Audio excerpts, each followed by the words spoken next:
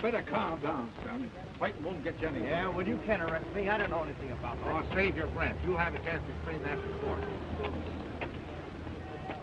Extra all about the wolves where they get an extra paper just out. All Hey, about give me that big wrench. Extra all about the wolves where Hey, give me one. Yes, sir, mister. They just got the guy. They caught him.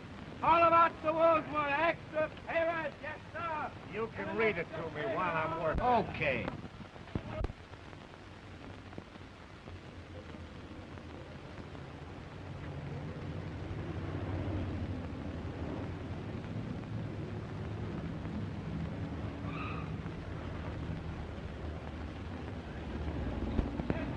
Say, that guy looks like he's seen everything anyhow. Well, the old guy's troubles are over now. Gee, swell-looking dame. Much younger than the old boy. Say, that guy ain't no murderer. How do you know? Well, look at the face. Intelligent forehead and a swell pair of eyes. You can't tell by the face and eyes. Why, only last week they're telling me about him.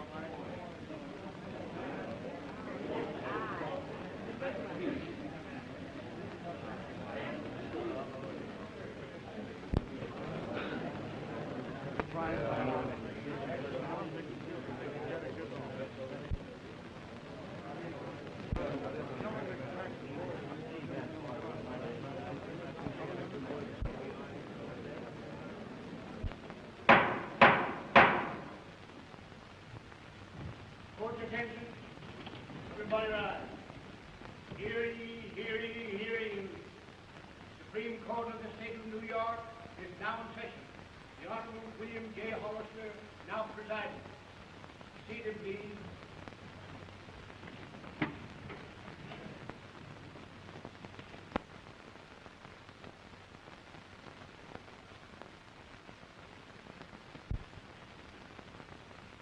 The prosecution may state its case. Your Honor, and gentlemen of the jury, when a crime is committed against any single individual of our state, it is committed against every individual of our state and against the state itself. We have come here to this court of justice to prove that the defendant, David Wells, has committed a crime, that deliberately and willfully he did murder upon the body of one Emery Wells. Murder, under any circumstance, is the most heinous of crimes. But, gentlemen of the jury, when a man with malice aforethought wantonly commits such a crime upon his own flesh and blood, upon one whom he should respect and honor and revere, I cannot find a word strong enough to describe such a deed. Gentlemen, the state is going to prove that David Wells planned to kill and then did kill his own father. The state is going further than that. It is going to prove that this crime, without a single extenuating circumstance, was committed solely for a mercenary purpose. I am not now going to outline the state's case for the reason it's so obvious, so simple, and so completely convincing that I want you, gentlemen of the jury, to hear it as I first heard it from the testimony of the witnesses. I do not have to give you a picture of the events that led up to and immediately followed the crime.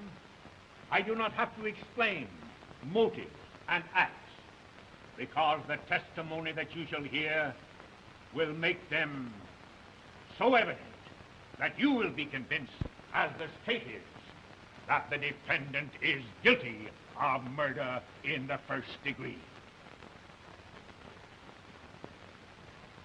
Call the first witness. Mrs. Martha Gregory. Mrs. Martha Gregory, take the stand, please.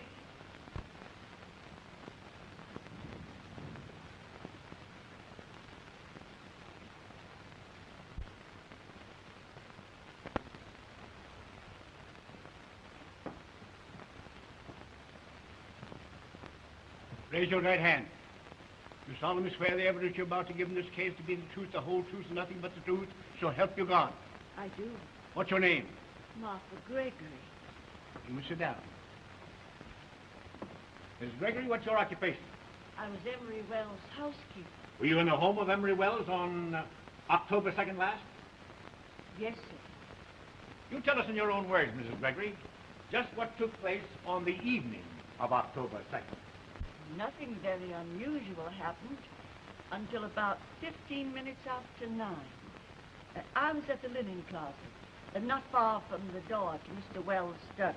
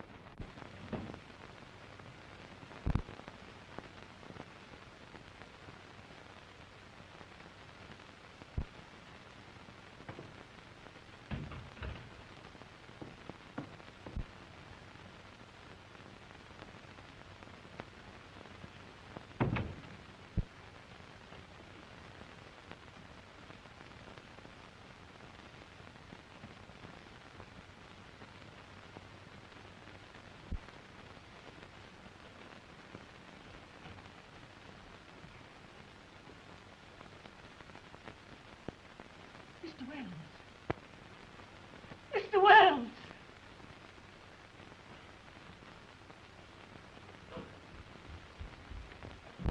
Bobs! Mrs. Wells! Oh. What is the matter, Mrs. Gregory? Mr. Wells! Dead! What's that? Mr. Wells! In there! What's all the screaming about? What's the matter? Hush, darling. Something serious.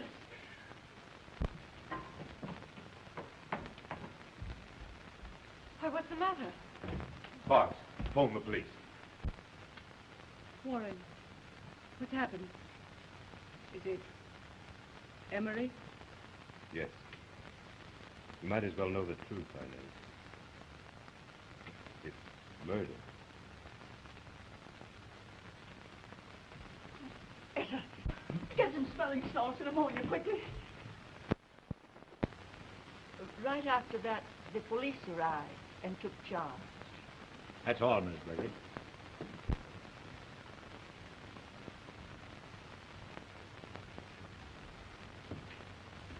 Mrs. Gregory, why did you delay after you thought you heard revolver shots? Why did you delay going into the study? I was afraid. Afraid of what? I was afraid that something might have happened to Mr. Wells.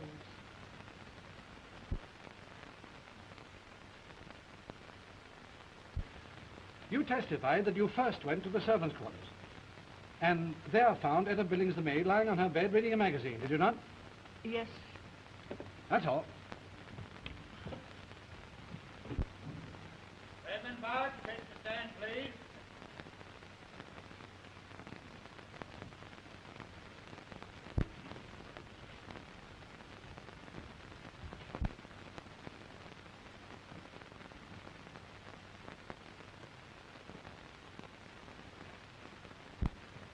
Raise your right hand.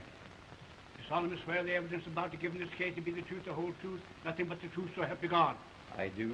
What's your name? Boggs, sir. Raymond Boggs. Spelled with 2 G's. Yes, sit down.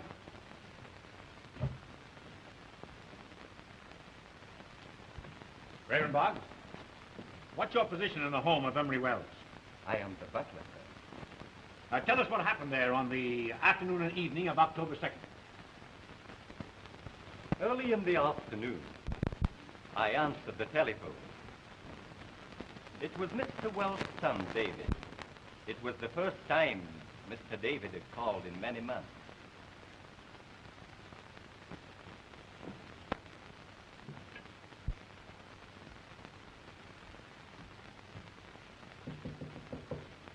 Come in.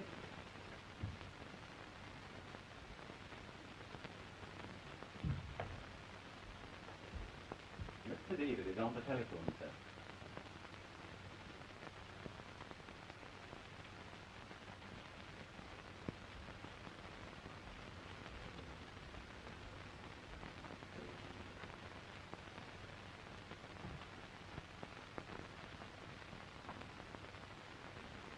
Well? Yes. Well, if you must, 9 o'clock. My son will be here this evening at 9 o'clock. Show him in when he arrives. Very well, sir.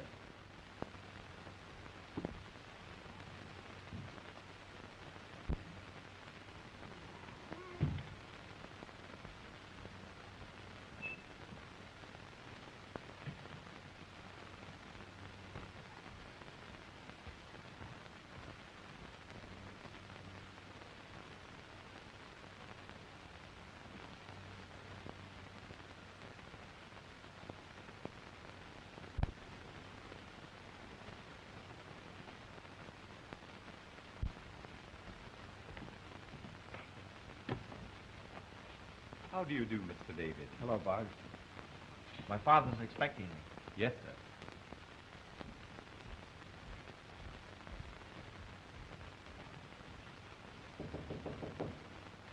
Come in.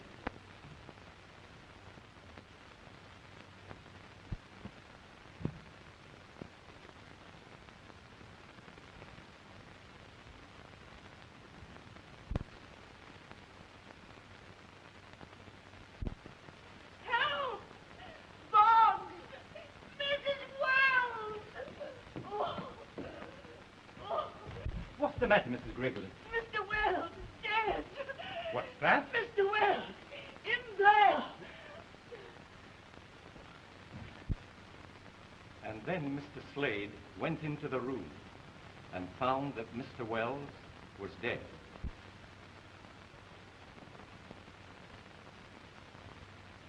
That's all, Mr. Boggs. Thank you.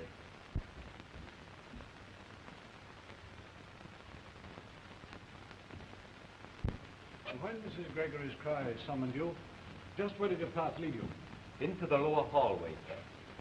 The living room is on one side of the hall, and the library on the other, is it not? Yes, sir. Now tell the jury just what you saw in the hall. Mr. Slade was crossing the hall from the foot of the stairs. Mrs. Wells didn't come down until later. Mr. Slade then was downstairs, and Mrs. Wells was coming down, is that it? Why, yes, sir. That's correct. I see. That's all. Mr. Warren, Slade will take the stand, please.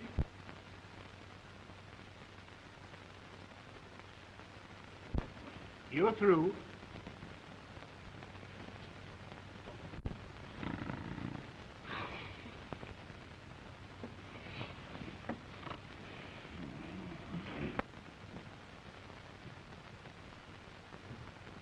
Solemnly swear the testimony about you giving this case to be the truth, the whole truth, and nothing but the truth, so help you God. I do. What's your name? Warren Slade.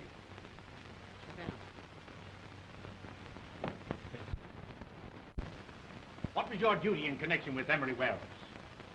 I was Mr. Wells' attorney. Were you at the Emery Wells home on the evening of October 2nd? I was. I arrived there about 8:30. The Wells had sent for me. Had he said why he sent for you? Yes. He wanted to discuss drawing up a new will. Well, tell us just what happened that evening. Well, when I arrived there, Mr. Wells was waiting for me in his study.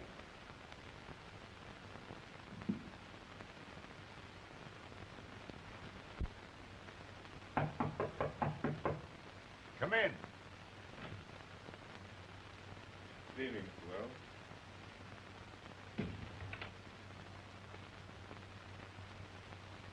I'm glad you've come.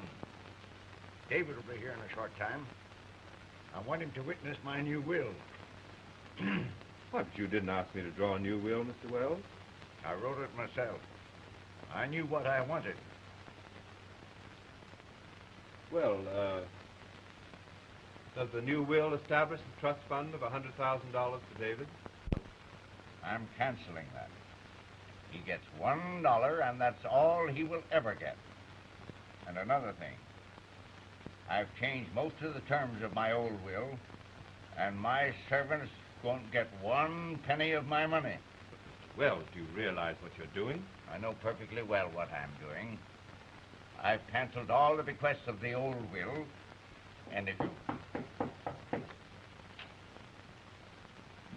Come in.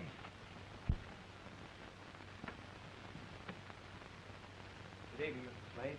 Good evening, David. Good evening.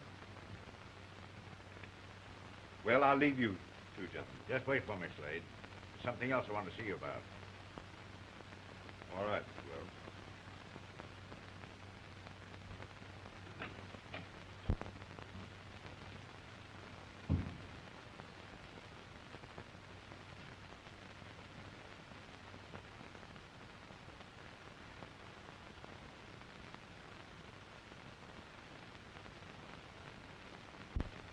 When I next went into the study, Mr. Wells was dead. Had Mr. Wells signed the new will? Not that I know of.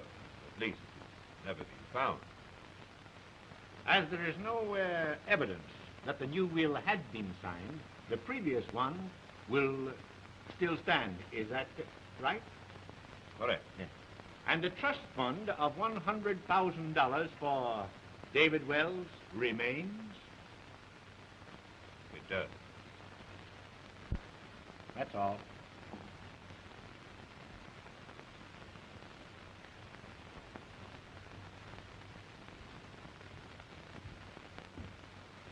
Mr. Slade, you were alone in the hall, were you not, when you heard Mrs. Gregory call for help? Yes, I was. Tell me, have you any idea what that other matter was that Mr. Wells wanted to discuss with you? No, I haven't. That's all. Silence, Hoerl. Attention, stand, please.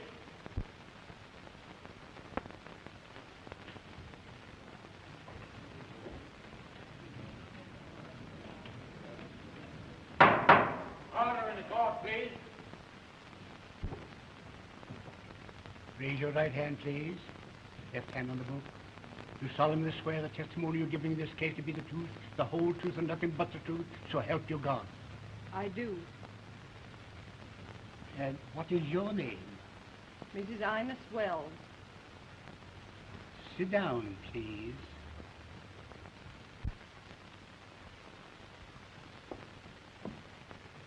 And Mrs. Wells, do you recognize these?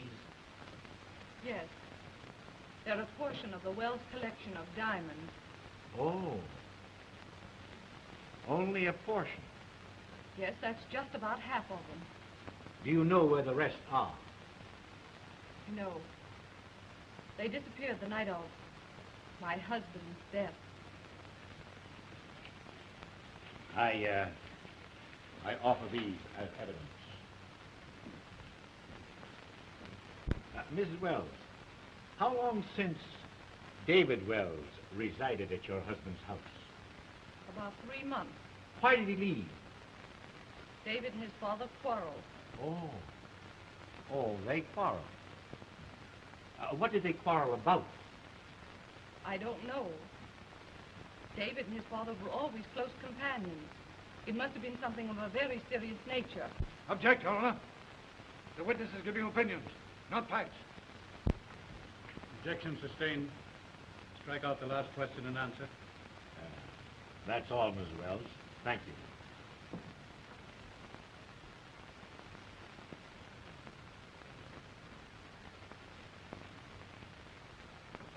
Mrs. Wells, where were you when the defendant entered your home on the evening of October the 2nd? In my room, preparing to retire. What time was it? About 9 o'clock. Do you generally prepare to retire as early as 9 o'clock? No.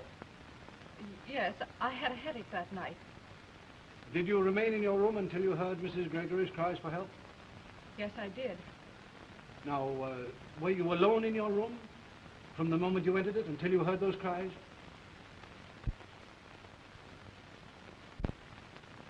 Were you, Mrs. Wells? No. Oh. Then someone came into your room. Mr. Slade came upstairs after he left Mr. Wells. Mrs. Wells, why did you receive your husband's attorney in your room when you were preparing to retire? I wanted to ask his advice about some stock I intended to purchase. How long did Mr. Slade remain in your room? Until we heard the noise from downstairs. What did the noise sound like? It might have been revolver shots? Yes, as though something heavy might have fallen, or a report, or... Yes, like a revolver shot. I see.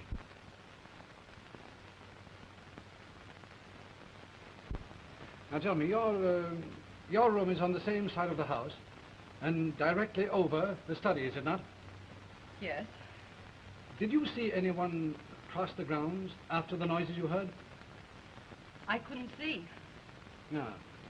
Perhaps the blinds were drawn over your windows. Yes, they were. Yes. Oh, Mrs. Wells. What was the stock you discussed with Mr. Slade? I don't remember. You don't remember? No. It was so vital that you discussed this matter of the stocks with Mr. Slade that you invited him to your room. And now you tell me you don't even remember the name of the stocks. Mrs. Wells, have you ever purchased any stock? No. Order in the court, please. That's all. I know where I find them.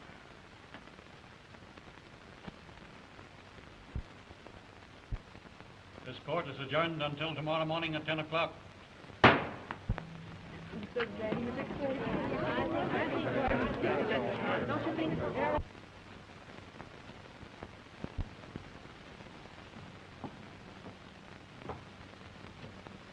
Raise your right hand. Put your left hand on the book. You solemnly swear the evidence you give in the case be the truth, the whole truth and nothing but the truth to help your God. I do. And what's your name? At the Billings. Sit down. Miss Billings, on October the 2nd, what was your occupation? I was downstairs maid in Mr. Wells' home. Tell the jury what you heard and saw on that evening. I finished my work about 9 and thought I'd go out for a breath of fresh air.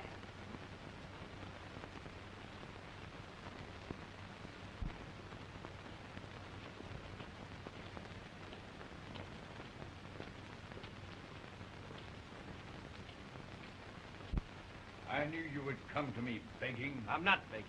I'm only asking for what's rightfully mine. You can't make me change my mind. Even though you're my father, I'll say that a man like you hasn't the right to live. Miss Billings, are you still working in the Wells household? No. And why did you leave? Mrs. Wells discharged me When? the day after Mr. Wells died. Tell me, how did you first obtain your position there? Mrs. Gregory got me the job. Mrs. Gregory takes great interest in you, doesn't she? Yes, she does. Is Mrs. Gregory any relation to you? I object, Your Honor. This line of questioning has no bearing on the case. What does counsel desire to prove by this line of questioning? Your Honor, there will be reasonable doubt as to the defendant's guilt if it can be proved that there were others who had motive and opportunity to commit the crime, especially as no direct evidence has been submitted regarding the actual moment at which the defendant left his father's study. Objection overruled. Counsel may proceed. I'll ask the question again. Is Mrs. Gregory any relation to you? Yes, What? she's my mother.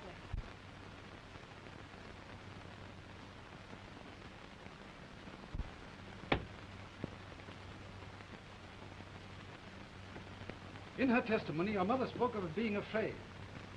Was she afraid on your account? No, Had you any reason for hating Mr. Wells? why should I? I'm asking the questions. Had you any reason for hating Mr. Wells? No, Did you have any reason to kill him? I object. The witness is not on trial. Objection sustained. You need not answer that question. That's all.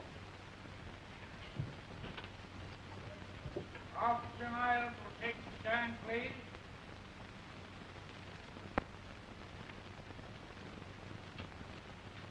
You solemnly swear the testimony you're about to give in this case to be the truth, the whole truth, and nothing but the truth, so help you God. I do. What's your name? John Shannon Miles.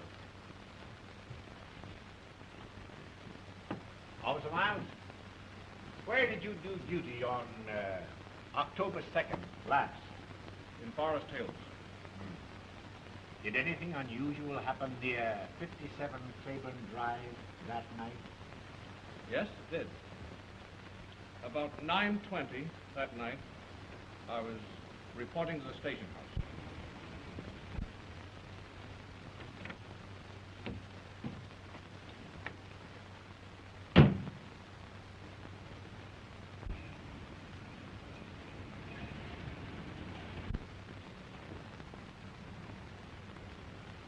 Maybe you don't know it's nighttime, young fella. Where are your parking lights?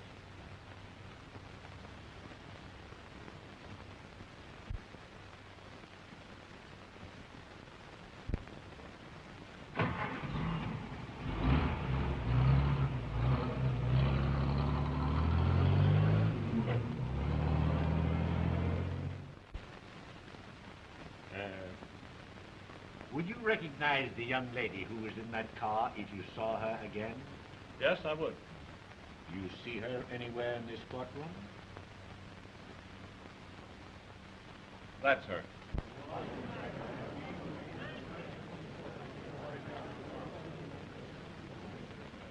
Order in the court, please. That's all.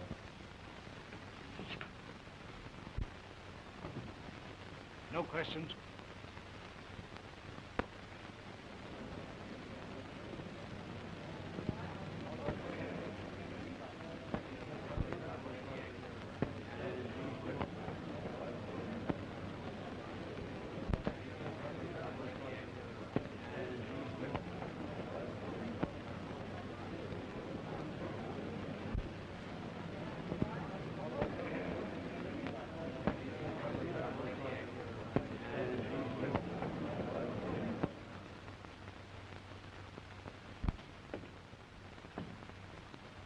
Lieutenant Elkins, you're on the homicide squad, are you not? Yes, Did you arrest David Wells?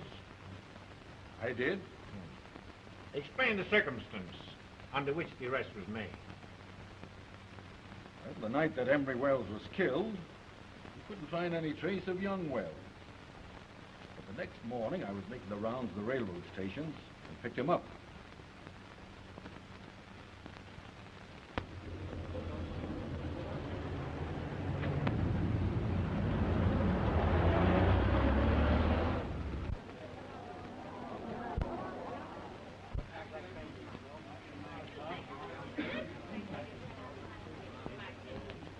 David Wells?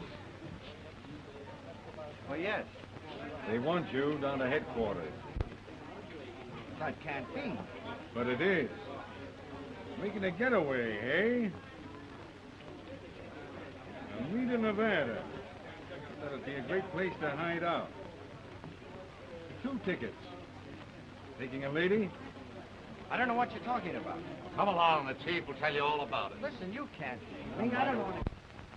Captain Elkins, the defense is perfectly willing to concede that Emery Wells met his death by a .32 caliber bullet.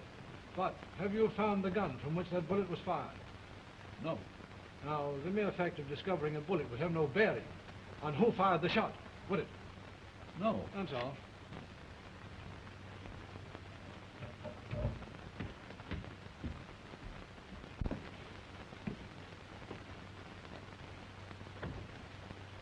I'm ordered to appear here, officer. They handed me a subpoena. They want to hear my story. Take off your hat. There he is. Your Honor, this gentleman is a material witness, Mr. Ralph Barney. I'd like to have him testify. Ralph Barney, take the stand, please. See? What did I tell you?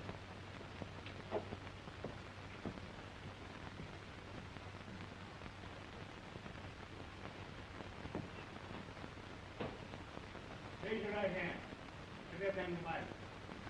You solemnly swear the testimony you give in this case to be the truth, the whole truth, and nothing but the truth, so help you God. Yes. What's your name? Ralph Barney. Sit down. Mr. Barney, are you a married man? Certainly. Living with your wife? I was until lately. Until when? Exactly. October 2nd. She didn't come home that night. I waited up until about 2 o'clock, and then there wasn't any more music on the radio to keep me awake, so I locked the door and flopped. Your wife didn't come home all night. Is that right? She ain't been home yet. Say, do you know anything a guy can do to make his wife behave? Order in the court. I shall not warn the spectators again. I'll have the courtroom cleared. Proceed. Do you know where your wife was on the night of October 2nd? Yes. With David Wells. That's all. Mr. Barney, just what is your occupation? What? I beg your pardon. Just what do you work at? Oh. Well, I'm right between jobs at the minute. I see. And when you do a job, just what sort of a job do you do? Oh, I sell, Say, you ain't going to use this against me, are you? No.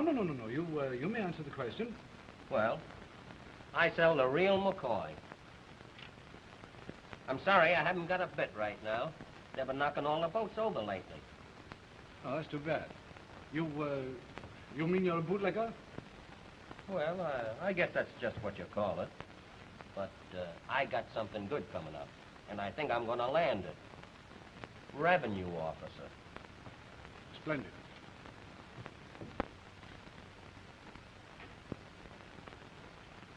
So, you are Mrs. Barney. Yes. Do you work, Mrs. Barney? I haven't since I've been married. Do you make a practice of staying out all night?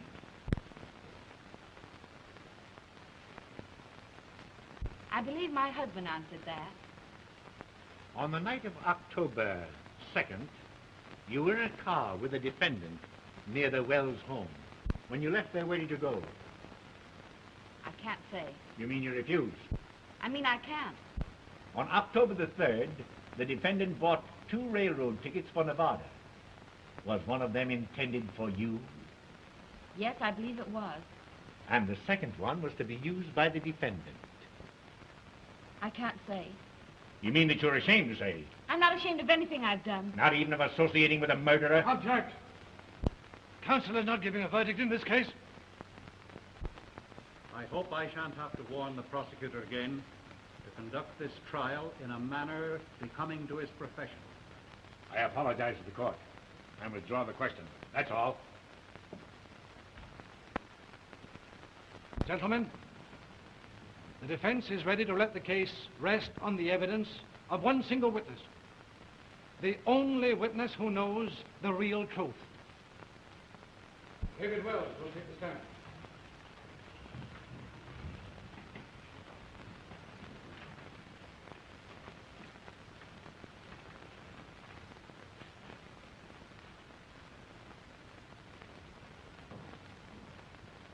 Raise your right hand.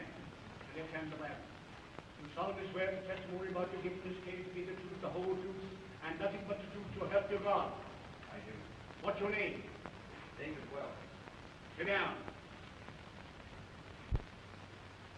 Dave, I want you to tell, in your own way, exactly what happened on the evening of October the 2nd.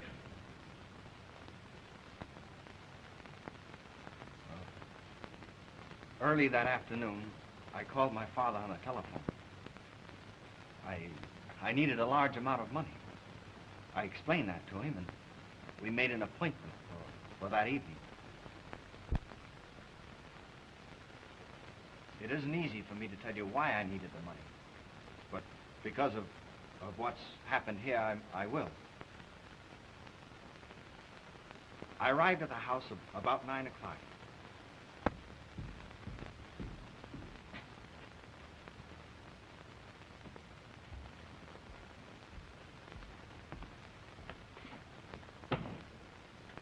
How are you, Mr. David? Hello, Boggs. My father's expecting me. Yes, sir.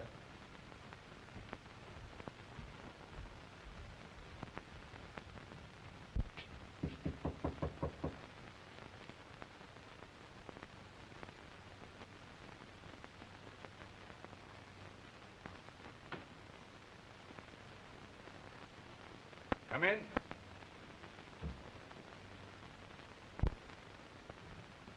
Good evening, Mr. Slade. Good evening, David. Good evening. Well, I'll leave you, gentlemen. Wait for me, Slade. Something else I want to talk to you about. All right, Mr. Wells.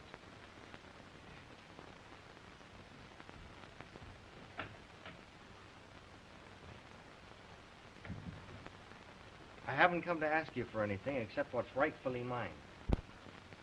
You haven't anything in this house. I beg your pardon, sir. You have the diamonds that were left for my aunt. Half of them were willed to me. And what are you going to do with them? For the first time in my life, I need the money that they'll bring. And I need it badly. That doesn't tell me anything. You want it for a woman, I suppose. Yes. She's married. Hmm. Oh, all of us make mistakes. And her marriage was one of her mistakes. She can get a divorce only on one condition. She has to buy it. Oh, I'm not ashamed of her decent love. And that's what it is. I want her to be free. I want to buy her freedom. So that we might be married.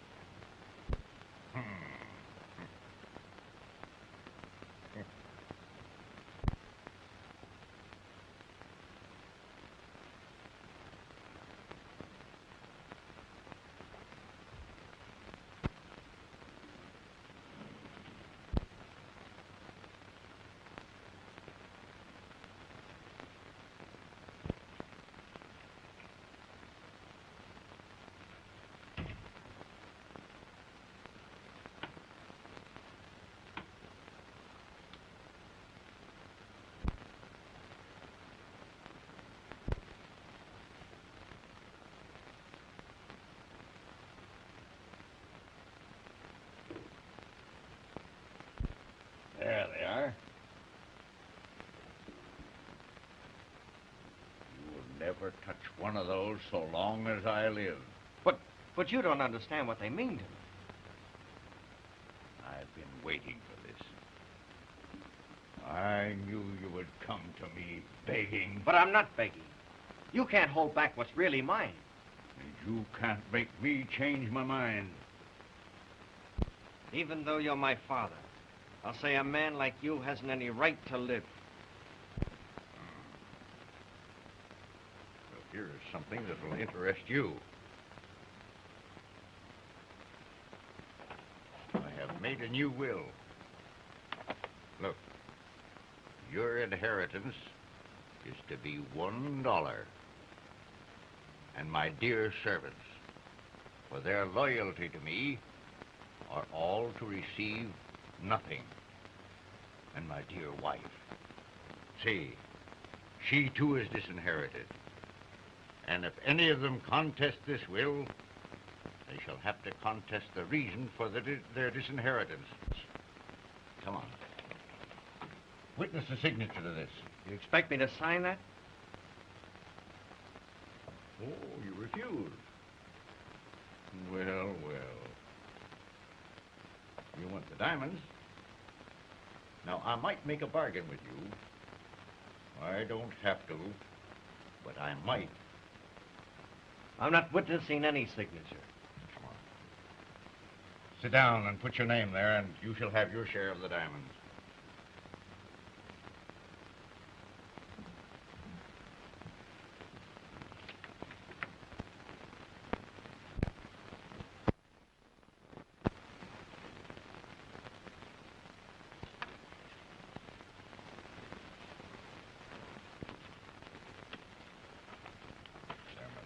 One other signature to this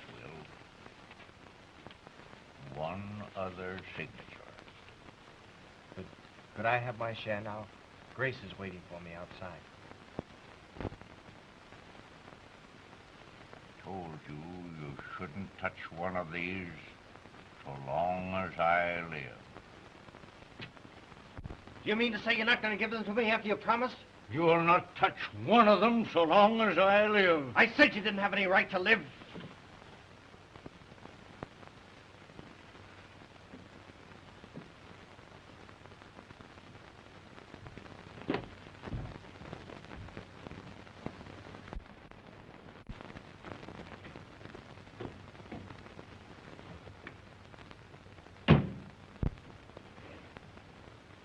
David, did he agree?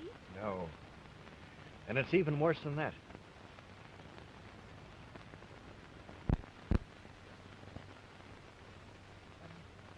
And that's the whole truth. I swear it.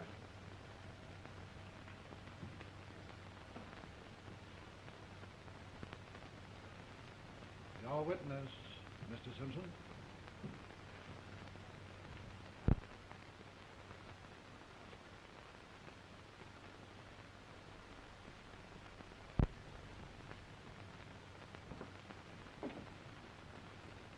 You left your father's home 3 months ago. What was the reason? I can't tell.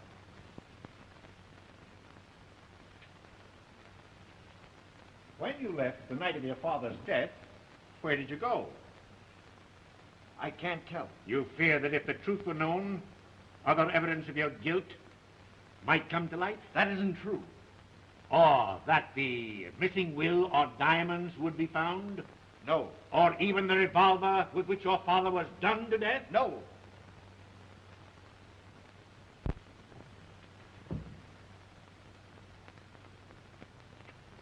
The day after your father was murdered, you were running away, were you not? No.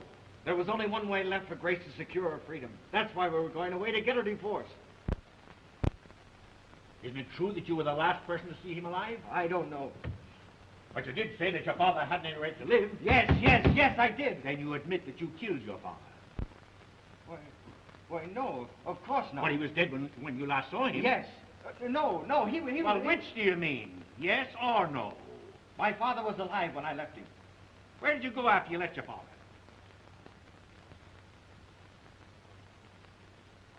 I asked you, where did you go when you left your father's house? Didn't you hear me? Where did you go?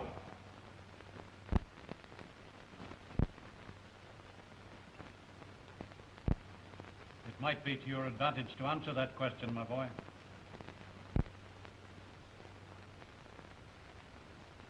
I refuse to answer. Your Honor, I can answer that question. Order, please. Will you take the stand as a witness, madam? Yes. Your Honor, I crave permission to put this woman on the stand for questioning. Granted. You can't question her. I tell you, she doesn't know anything about it. I'll tell the truth about everything. I confess I killed her.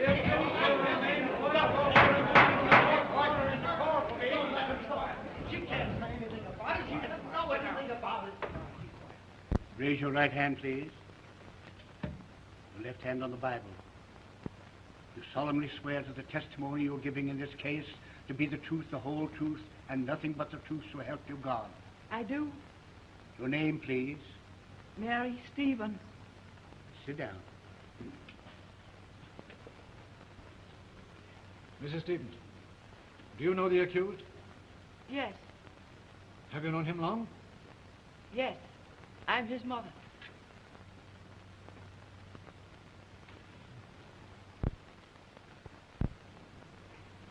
Then you are Mr. Wells' first wife. Emery promised to marry me. Continue, Mrs. Stevens. You may tell the jury in your own words just what you wish them to know. When I first met Emery Wells, I was a maid in the home of his aunt.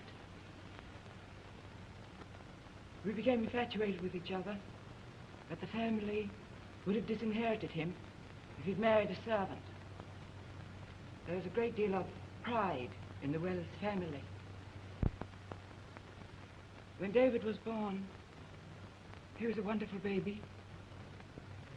The family threatened to eject me and the baby from their home so that my boy could have his father's name and the good things that money could buy.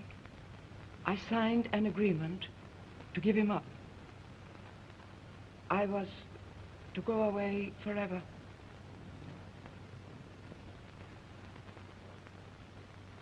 I never saw him again until 3 months ago. I object, Your Honor, on the grounds that the matter referred to by the witness is incompetent, irrelevant, and immaterial. May it please the court. The defendant has never told even me about his mother. It is impossible, therefore, that I can make a direct examination of the witness. Objection overruled. The witness may continue. You may continue, Mrs. Stevens. You were saying? David's birth and the nervous strain from the treatment I'd received were too much for me. I lost my health. Emery never offered to help me. And being ill, I could only do occasional work. Although I was as good as dead to the Wells family, I saw from a distance my boy growing into splendid manhood. One day, he came to me.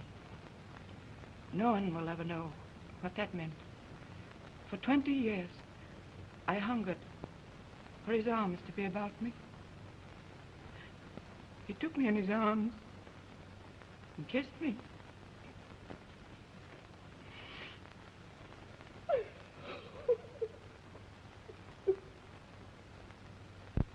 Your Honor, I object. This is not testimony. It has no bearing on the case in this court. The witness has stated that she can tell where the accused went after he left his father. Objection overruled. Witness may continue.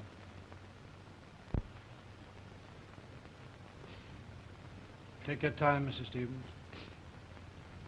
You were saying that your son came to you 3 months ago. How did that happen?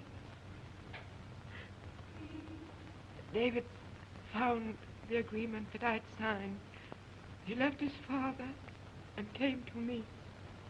And then what did he do? He rented an apartment and made a home for me. It was then that he met Grace Varney. They both tried to make me happy. David never saw his father again until that night.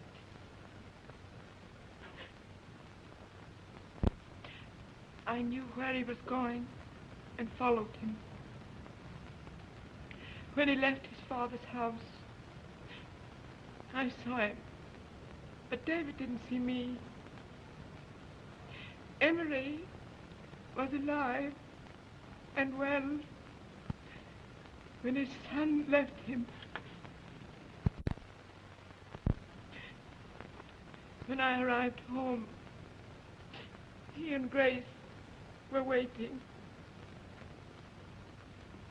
And that's why my boy couldn't answer your question. He was afraid I couldn't stand the strain of the trial.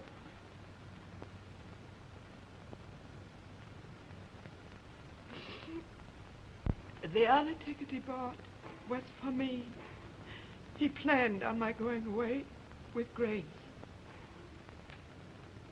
You can't condemn a man for something he didn't do.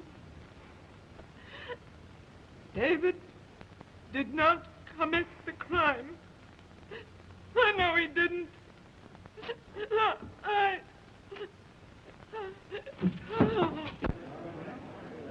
Is there a doctor in?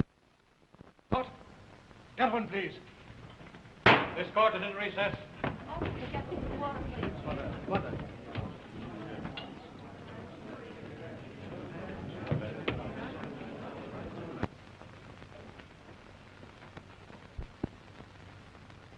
Your Honor.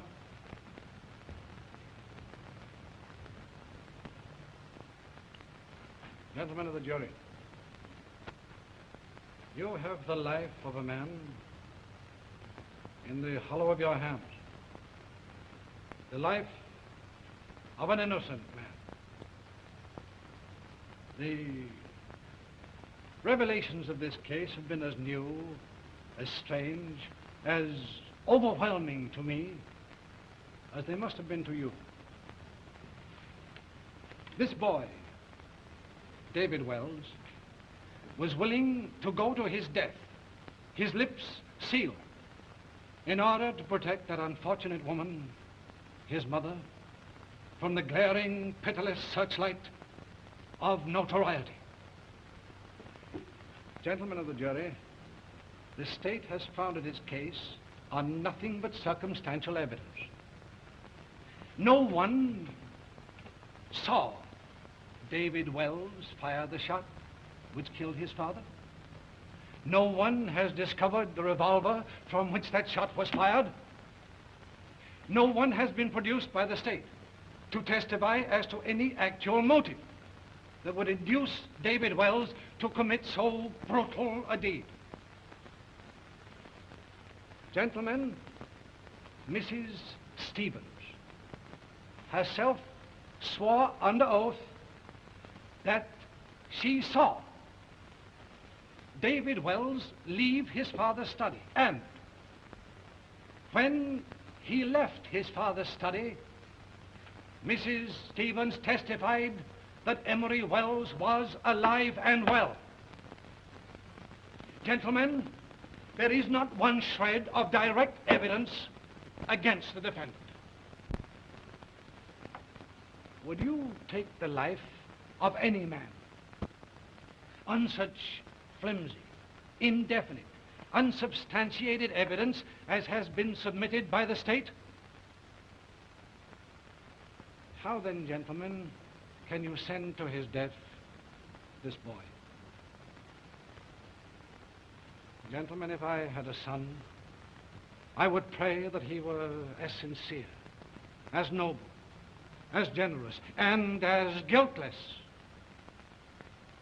as that young man who sits there with unwavering faith that you will send him out, a free man, to the bedside of his mother, who clings to the last thin shreds of life, waiting and praying that you will have said her son is not guilty.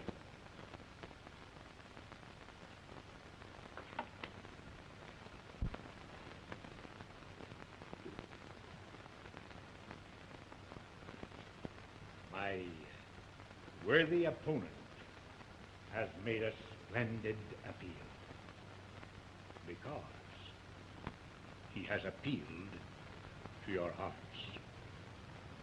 But, gentlemen, the law knows no appeal to the heart. It must be an appeal to the reason. It is a question of right or wrong. We may sympathize with David Wells, but we cannot absolve him of the crime he has committed. He has broken the law. He has taken the life of his own father, and he must pay the penalty. David Wells went into his father's study and quarreled with him, and in the heat of the argument, after threatening him with death, he did actually kill him. And so I say to you, gentlemen of the jury, there is only one verdict you can bring. You must find the defendant guilty. For only with such a verdict can you keep safe the honor of the citizens of our great state.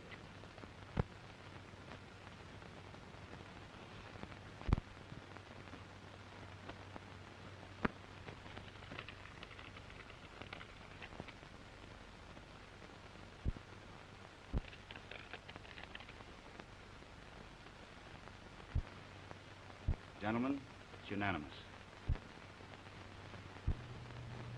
When David left, I went in. I told Emery that I'd make a scandal of everything unless he did what was right. He tried to force me out. Then he reached for a gun and threatened me. I grabbed the gun and shot him. I killed David's father. I took the diamond, burned the will, and then I went home.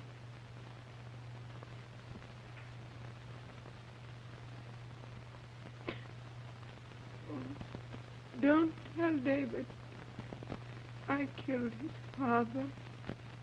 Doctor, will you respect that last request? Certainly.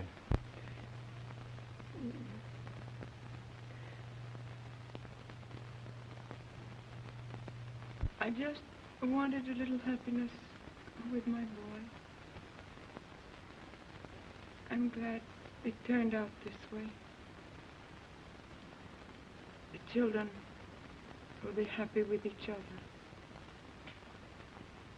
And I'll be happy too.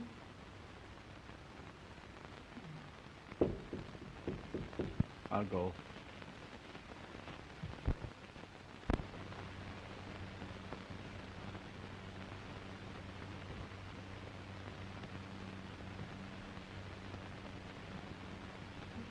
David.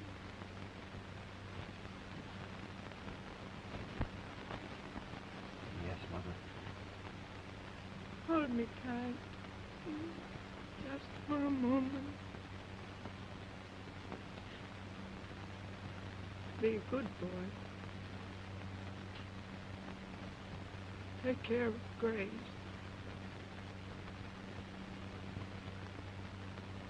I'm all right. Are you there, David? Yes, Mother. I can't see you.